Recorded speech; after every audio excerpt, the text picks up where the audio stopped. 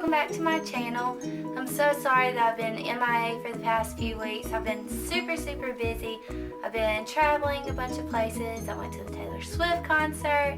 I went to a really fun hair show, the premiere hair show. So I've just been really busy, haven't had time to film, and yeah, so that's why we're just now getting a video up this week. I decided that I would do a tutorial on a fall makeup look. There's obviously a bunch of fall makeup tutorials out there. This is just my version of it. And yeah, so I did a nice warm gold sparkly eye with a berry lip. And I've been wearing this a lot lately. This is similar to the look that I had on in my my September favorites video, I believe. And so yeah, that's what I decided to do for y'all. I did have a little bit of trouble filming. Not trouble, but my camera didn't record the whole thing the first time that I filmed it. So this was filmed on 2 separate days, but put on the same shirt, did my hair the same. So, you know, basically the same deal. But if you notice a little bit of a difference, that's why. Also, sorry about the hairstyle. You know, some days you spend time on your makeup and you don't spend time on your hair. That's usually how it works for me. So if you want to see how I got this fall makeup look, please keep watching. Hey y'all, welcome back. Obviously super pumped to be filming again. I'm going to start this makeup look off by priming my face with Makeup Forever Step 1 Primer and getting it all over my lip. And then I'm going to quickly conceal these disgusting spots on my face. Then I'm going to conceal my eyelids because I am going to do my eye makeup first. I like doing this so I can clean any mistakes up without messing up my foundation. I'm just blending that concealer out, and then I'm going to go in with the Morphe 350 palette for my eyeshadow. The first shade that I'm going to use is a light brown shade on the top row of the palette.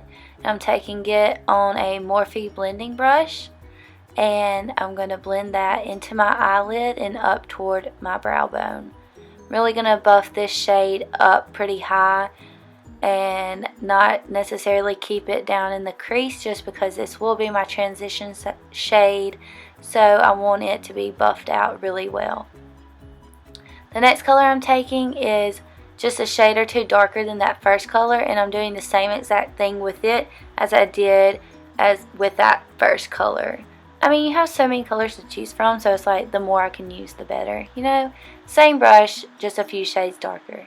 I'm then going to take a darker, more muddy brown color and focus it more on my crease and not blend it up as far as those other colors did, but definitely still blend it into those colors that we first applied. This will really help define the crease of our eye and give it a more dramatic look. For my lid, I'm going to be going in with the MAC pigment in Tan, and I really love these pigments. This isn't even the full-size bottle, and I've had it for a while, and you can't even tell that I've used it, and I've used it a ton of times. So I just dump a little into the lid of the pigment container, and then I like to spritz my brush with some Fix Plus, and then gently pull my eyelid and apply that onto there. I just pack it on, and putting the Fix Plus on it really makes it pop and gives it more of a metallic look. So then I'm going in with that same darker brown color and just putting it back into the crease because that pigment did cover up a little bit of it. I'm then going to take these two dark brown colors on the bottom and mix them together and focus them on the outer V of my eye and really define that outer V and crease area with that brush and those darker colors.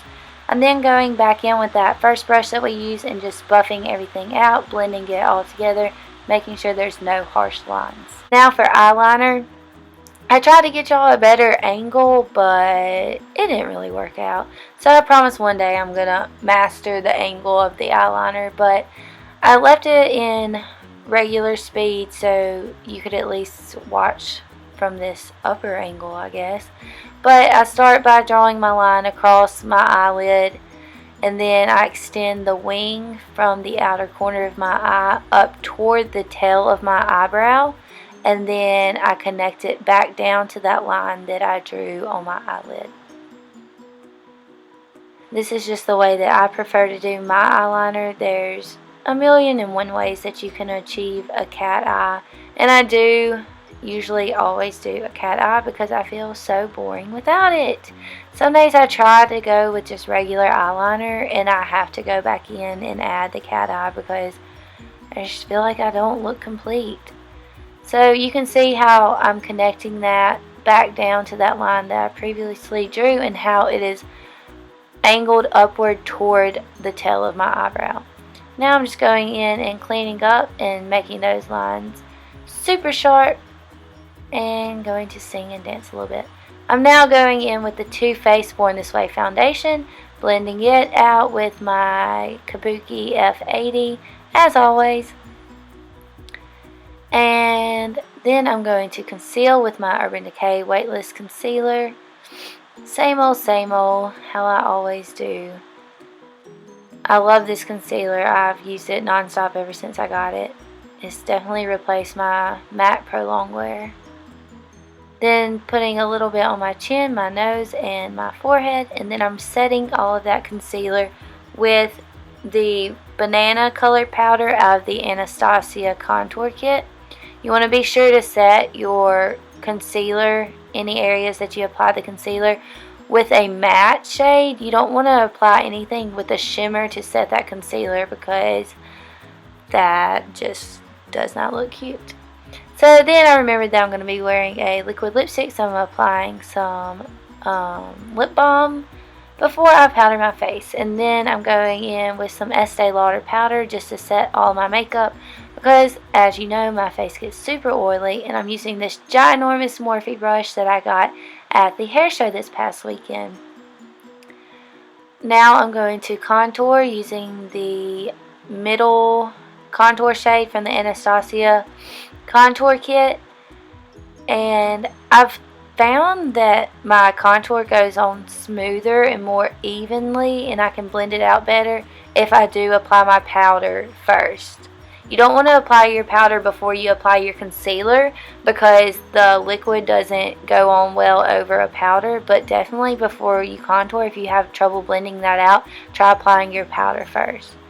Then again, I tried to get a good angle on doing my brows for y'all. Didn't work out, so I just cut that part out, and we can do a more intense video on that later. I'm now going to take that same dark brown shadow and go in with an angle brush and apply that on my lower lash line. And then after I apply that dark brown, I'm going to take that deep muddy brown color that we put in the crease and blend out that dark brown underneath our lower lash line. I love doing this. I usually buff out a couple of shadows on my lower lash line for every makeup look that I do. I really feel like it opens up the eye a lot. I'm then taking that same pigment in tan and I'm applying it in my inner corner, and then I'm also putting it on like the inner fourth part of my lower lash line just to make my eyes really pop. I really wanted that tan pigment to kind of be the star of the show, and these pigments are so awesome. They last forever. I've had mine for a while, and it's not even the full size bottle, and you can't even tell that I used it. So this is where my camera quit recording on the first day, so this is me back on the second day. But like I told you, same look, same makeup tutorial, and I just applied some mascara. I'm now going in with MAC Peachy Keen blush, which I've been loving recently. I wasn't even planning on getting it when I went to get that. I was planning on getting a different color, and I ended up getting it Peachy Keen instead, and I love it.